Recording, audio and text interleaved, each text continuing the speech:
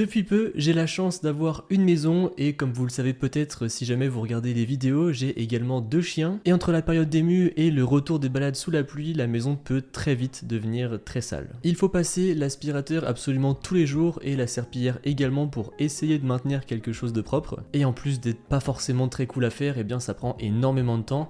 C'est pour ça que quand Eureka m'a contacté pour parler de son dernier robot, j'étais trop content puisque vous allez le voir, ce n'est pas simplement un robot aspirateur. Avant toute chose, je vous propose qu'on fasse un petit tour matériel pour voir ce que l'on retrouve dans le carton. On va bien sûr avoir le robot et comme vous pouvez le constater, celui-ci n'est pas rond. En fait, la forme de ce dernier a été faite pour qu'il puisse bien passer dans les coins et tout nettoyer comme il faut. Puisque c'est vrai qu'avant, avec les premiers robots aspirateurs, et bien dans les coins, c'était pas toujours très propre. Sur l'avant, on va retrouver une caméra avec 2 petites lumières LED sur le côté qui sont en fait un petit peu les phares du robot qui fonctionneront de pair avec le capteur lidar qui se situe sur le dessus. Juste derrière ce capteur, on aura un petit bac mais qu'on n'aura quasiment jamais besoin de vider, je vais vous expliquer après pourquoi. Et juste en dessous du robot, on va retrouver un petit rouleau qui va venir brosser et aspirer toutes les saletés qu'il y aura sur le sol. En plus de ça, ce dernier sera aidé par la petite hélice que vous pouvez voir qui va venir amener en fait les poussières vers la petite brosse. Et on retrouve également les serpillières. Vu qu'on parle d'aspiration, et bien sachez qu'il peut aspirer jusqu'à 16 200 pascal,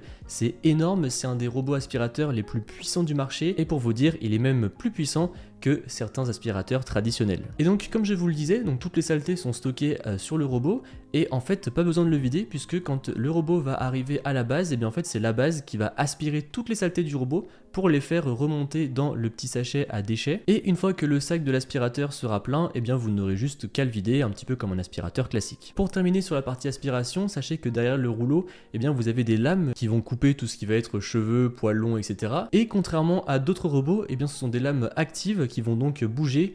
Donc fini le démêlage manuel des robots aspirateurs. Et comme je vous le disais, juste à côté on a les petites serpillières et elles vont s'approvisionner en fait dans la base. Car dans celle-ci vous avez un réservoir où il faut mettre de l'eau propre et un autre réservoir avec les eaux usées. Donc comment ça fonctionne? Et bien avant chaque lavage, le robot va collecter de l'eau propre de la base. Ensuite, il va partir faire son nettoyage et pendant ce dernier, il va revenir de temps en temps à la base pour justement nettoyer les serpillières pour les garder propres pendant toute la durée du lavage et vous assurer un sol propre. Et par conséquent, lorsqu'il va nettoyer les serpillières avec de l'eau, et bien après ça devient de l'eau usée qui remonte dans l'autre réservoir. En fait, quand on regarde dans la base, vous avez 2 petits renfoncements vraiment au fond de la base qui servent justement à approvisionner les serpillières et à collecter l'eau usée. Mais ces 2 renfoncements servent également à sécher les serpillières puisque à la fin du lavage, eh bien, le robot va nettoyer les serpillières et les faire sécher, comme ça au moins vous êtes sûr que pour les prochains lavages, elles seront opérationnelles et ça sentira pas le mal séché. Dernier point sur la base, il y a une grosse LED sur cette dernière et c'est très utile car ça va vous en dire un peu plus sur le statut du robot.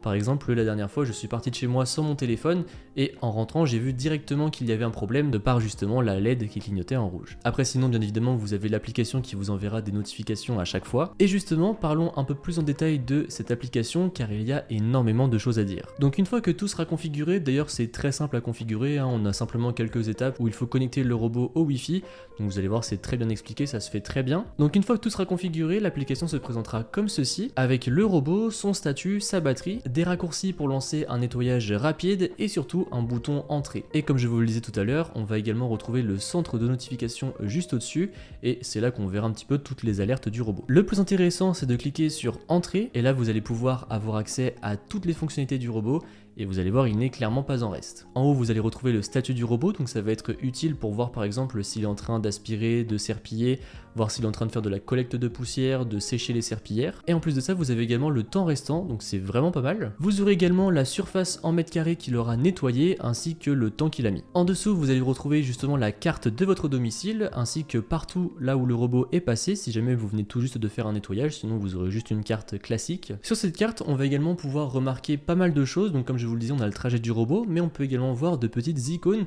Donc là par exemple moi ça m'arrive souvent qu'il y ait l'icône d'une manette de jeu, qu'il y ait l'icône du frigo, l'icône du linge et en fait c'est tout simplement le robot grâce à sa caméra, son capteur lidar mais surtout l'intelligence artificielle, eh bien il va détecter ce que c'est pour dire ok, à tel endroit il y a telle chose, à tel endroit il y a telle chose. D'ailleurs, juste à côté de la carte, un petit peu en haut, vous allez retrouver un bouton qui s'appelle outils de la carte, qui vous permettra justement de pouvoir gérer cette dernière. Vous allez pouvoir par exemple supprimer la carte, la sauvegarder, mais surtout vous avez pas mal d'options de personnalisation. Par exemple, vous allez pouvoir ajouter des murs virtuels pour que le robot n'aille pas dans certaines zones, et vous allez pouvoir aller encore plus loin pour dire ok, à tel endroit je veux que le robot passe uniquement la serpillière puisque le sol n'est jamais sale, mais par contre j'ai besoin qu'il brille, ou alors à tel endroit je sais qu'il y a énormément de choses par terre, donc à contrario je préfère qu'il se passe simplement l'aspirateur, ou alors justement dire au robot attention, ici il y a un seuil, donc faire attention à ne pas tomber. Enfin bref, vous allez vraiment pouvoir retranscrire votre maison dans l'application. Après bien sûr on va pouvoir renommer les pièces si jamais vous en avez plusieurs.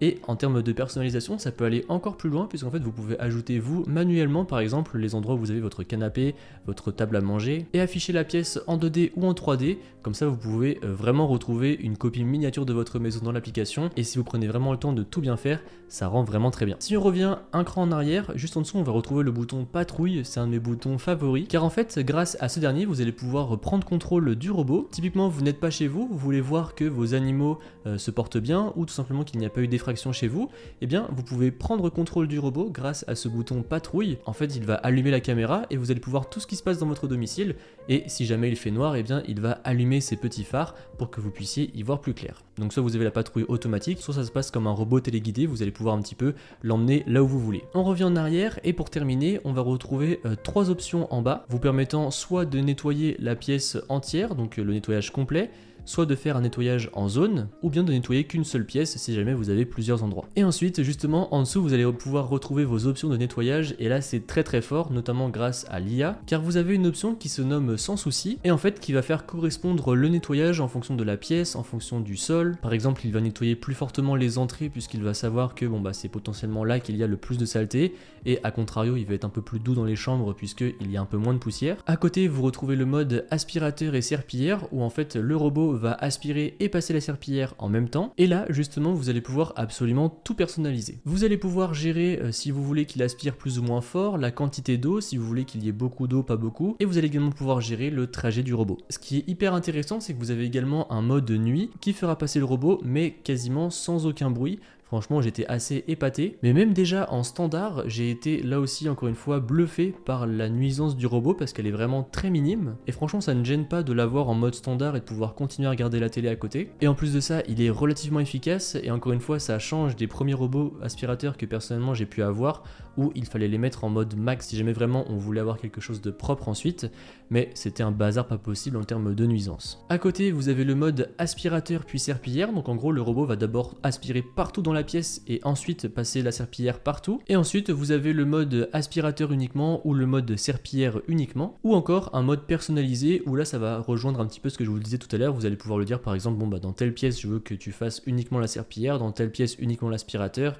ici je veux que tu fasses ça, etc. Personnellement je le laisse tout le temps en mode aspirateur et serpillière, comme ça il fait tout en même temps. En plus de ça, ça dure pas très longtemps, et à la fin au moins je retrouve quelque chose d'ultra propre. Après, je sais que ça m'arrive de temps en temps, si jamais par exemple, comme je vous le disais en introduction, on revient d'une balade avec les chiens et qu'il a fait vraiment très mauvais, qu'on a vraiment tout dégueulassé dans la maison, eh bien pas de souci, je vais juste le faire passer en mode aspirateur dans un premier temps, comme ça après je suis sûr que tout est bien aspiré, tout est bien propre, et ensuite je lui ferai passer la serpillière. Ensuite, à côté de aspirateur et serpillière, eh bien vous avez un bouton pour lancer tout simplement le nettoyage, et à droite vous allez pouvoir retrouver les fonctions de la station. Donc vous allez pouvoir retrouver le statut de cette dernière, notamment au niveau des réservoirs. Vous allez pouvoir lui demander de nettoyer les serpillières ou encore même de nettoyer la base. Et justement, le nettoyage, parlons-en un petit peu puisque c'est quand même la fonction principale d'un robot aspirateur, et vraiment j'ai absolument rien à redire. Comme je vous le disais, la maison peut vite devenir très sale, surtout quand vous avez deux chiens, et dans ces cas-là, eh bien pas de souci, je dégaine mon application, je lance un nettoyage aspiration et serpillière et tout redevient nickel. En plus, ce qui est super, c'est qu'avec les serpillières, en fait, l'une d'entre elles est montée sur un bras, ce qui fait qu'elle pourra passer bien correctement dans les coins autour des pieds de table, des pieds de chaise, etc.